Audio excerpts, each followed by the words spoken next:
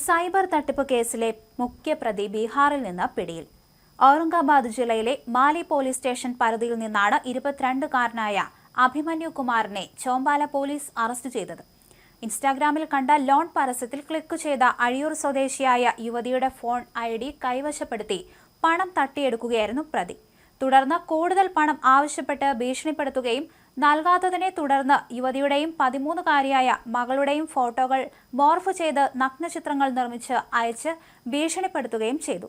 പരാതിയുടെ അടിസ്ഥാനത്തിൽ ജില്ലാ പോലീസ് മേധാവി KE ബൈജു IPS ഇദ്ദേഹം നൽകിയ നിർദ്ദേശപ്രകാരം sub inspector Jefin Raju, senior civil police officers എന്നിവരുടെ സംഘമാണ് പ്രതിയെ പിടികൂടിയത്. നക്സൽ ഭീഷണിയുള്ള പ്രദേശമായതിനാൽ പ്രത്യേക സുരക്ഷ ഒരുക്കിയാണ് നടപടി. പോലീസ് സാന്നിധ്യം മനസ്സിലാക്കി പ്രതി രക്ഷപ്പെടുന്നത് ഒഴിവാക്കാൻ വാഹനം ഉപേക്ഷിച്ച് ആയുധധാരികളായ 20ഓളം അംഗങ്ങളടങ്ങിയ സേന അർദ്ധരാത്രിയിൽ കിലോമീറ്ററുകൾ കാൽനടയായി സഞ്ചരിച്ച് വീട്ടിൽ വളഞ്ഞാണ് പ്രതിയെ പിടികൂടിയത്.